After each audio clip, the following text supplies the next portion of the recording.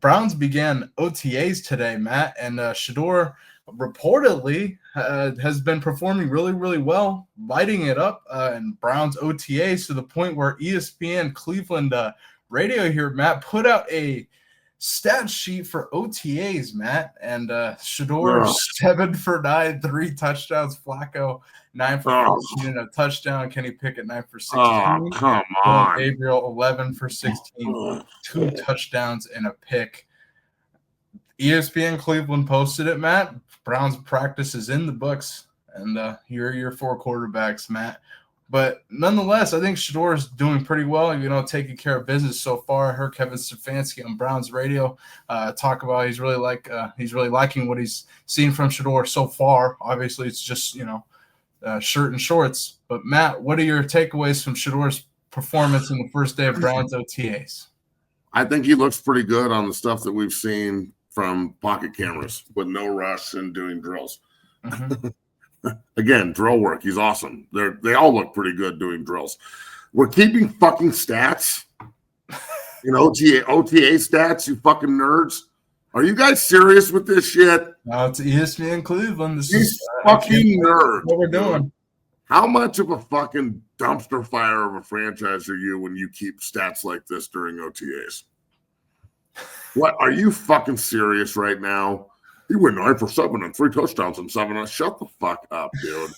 Shut up. It's a drill, you piece of shit. Like, give me a fucking break. Dog, please, again, get off his dick. Get off his dick. Get off Flacco's dick. Get off Pickett's dick. Get off Gabriel's dick. They're all getting their dick rubbed extra because Shedeur's out there. I saw Flacco pat the ball too. Is that a bad thing? Because Shedeur pats the ball. Oh, look, Gabriel just patted the ball too. Oh, my God. Write a fucking narrative story about it. How they're going to jump the routes because fucking Gabriel and Flacco and Kenny Pickett were all taught by Shedeur how to pat the fucking ball before he throws it. So, again, get off this kid's fucking dick, dude. Like, this is getting fucking ridiculous, homie. Like, we're stats and OTAs, you nerdy motherfuckers. None of you Browns fans or none of you Browns reporters have anything better to do than track fucking stats at OTAs, you fucking virgins. I bet you these guys haven't touched a vagina since they fell out of vagina.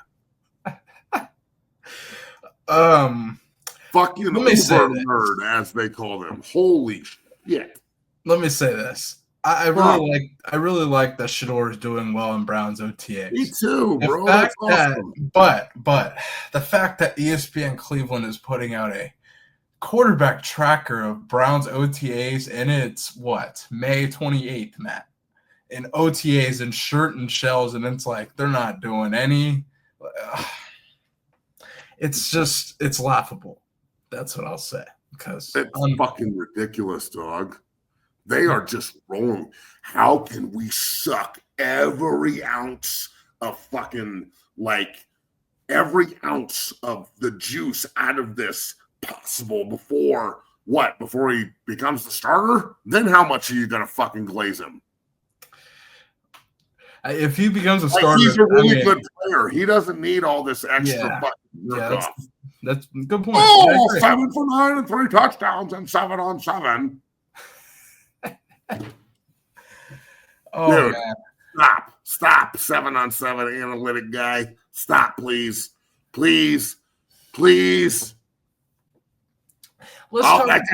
That fucking 37 just broke 19 tackles. Watch. Go back real quick and let's watch 37 break. All right, 19 fucking watch.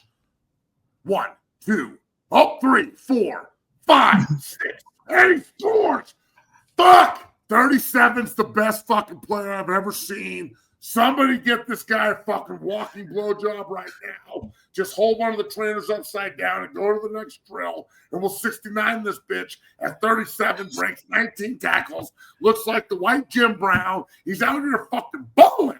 Let's get 37 on one of these fucking lifetime contracts. And God forbid, after he gets on a lifetime contract, he buys a new fucking car.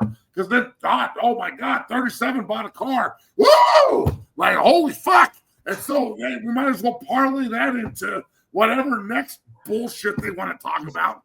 Everyone, 37 for MVP. You are insane, but you make a good point. Now I wanted to show a clip of Joe Flacco talking about Shedeur Sanders and kind of his relation to Deion Sanders a little bit. Take a listen to this, Matt. Kind of funny. Has an impact on much, but Shedeur's been great. I mean, he's a lot of fun to be around in those meeting rooms, and I think so far there's been, at least once in the meeting room that he's made me crack a smile, and that's what it's all about.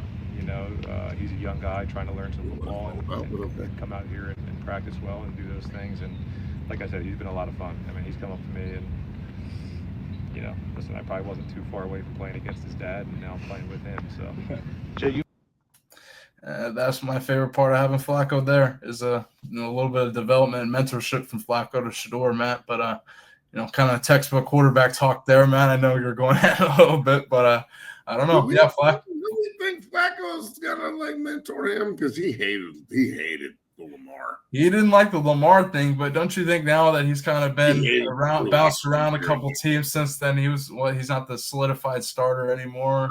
That's true. Look, I think Flacco's having fun with this. But I'm sure that Joe's walking off the field too. Like, why the fuck am I talking about a 5th round rookie? Yeah. Like, what? Yeah. Again, why? Just can we let Shedeur just do him and go on this job and win it because he's the best player in the room? Mm-hmm. And then you can stick his dick in your mouth and never remove it, Cleveland. Yeah, well, it's cool. Yeah. You're a thing, bro. Like, you've never had a good quarterback anyway, so you might as well. I look, Flacco's cool. I think he's I don't know how much he's gonna actually be part of this, grand experiment moving forward because he is old as fuck. So he's probably not going to be there for very long.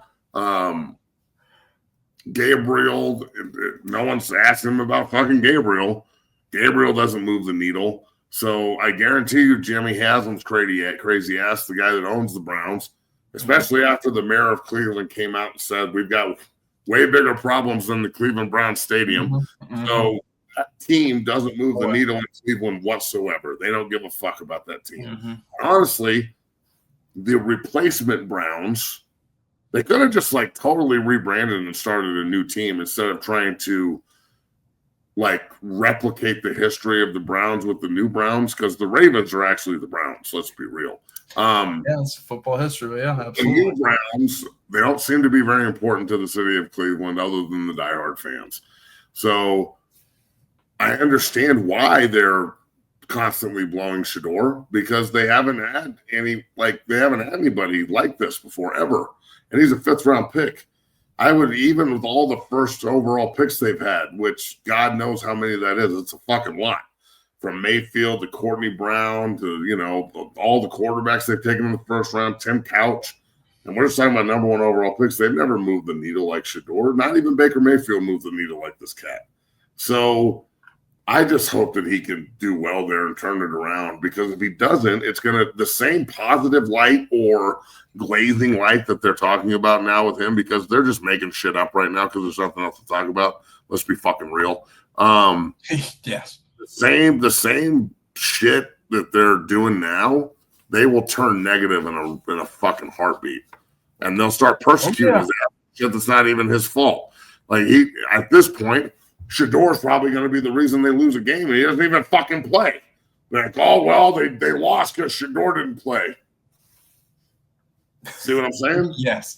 No, it's I don't know, bro. I'm the longer this goes on, which it's just the beginning of it, so hold on to your ass. The almost worse I feel for him. He doesn't seem to be bringing it. He doesn't have a camera crew following him around. Now they are. Right, yeah. Bucky's not there, dog. There's no personal camera crew following him around anymore like there was at CU. Now it's just the Browns and this Cleveland media are choosing to do this because they saw it work in Boulder at a level that was monumental, right? and they want to get their clicks up. And Shedeur's a click magnet, dog. Like you're gonna get clicks talking about this man and you know, following him around and holding his balls. Mm-hmm. Yeah. Where would you like to go today, Mr. Sanders? I want to get some. I want to get a fucking cup of coffee. You have such a way with words, man. It's you know what I'm saying. So I respect Shedeur. I think he's a hell of a player. I wish that we would just allow him to go be a rookie and like kind of enjoy everything instead of constantly making things that aren't worthy of like big time news publication.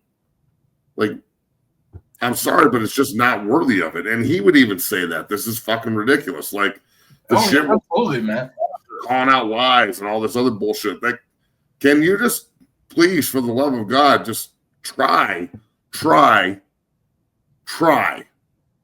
to get his cock out of your mouth one fucking day? Can you go without blowing Shedeur or a member of his family for one day? Is there anything you can actually report on this substance? His footwork is improved. His release points outstanding. He's doing a really good job of reading the defenses. He's doing a great job of reading cover 1 to cover 2. He's doing a great job of identifying the nickel. He's doing a great job in the meeting room, leading the team or leading the rookies. They're doing extra work, working on protections. He's doing a really good job acclimating to the system under center, as opposed to being in the shotgun for every snap of his college career. He looks like he's acclimating to the NFL game in a very productive manner. I think he's going to do a really good job leading the other rookies. Mm-hmm. He seems to be more mature than Gabriel or less mature or whatever the fuck. Instead of just this, none of this has anything to do with him as a football player. And that's bullshit. Your job is to report on him as a player, not talk about his fucking cars and all this other shit. Yeah. God, come on, man. Instead of just like he completed 9 passes. Well, what did you see as a reporter? Yeah, did he improve his mechanics? What did you see? What are we improving on? Yeah. OTAs are in T-shirts. It's all about day-to-day improvement. If you're there every day watching, instead of commenting on his motherfucking car, how about we talk about his progression as a player? His rookie minicamp as opposed to day 1 of OTAs, as opposed to day 2, and so on and so forth. Mm-hmm.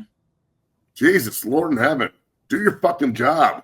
If you want people to take you seriously as an analyst, reporter, pundit, maybe you should do something other than just act like you're on TM motherfucking Z. Well said, Matt. Well said. No other way I could say that. Let's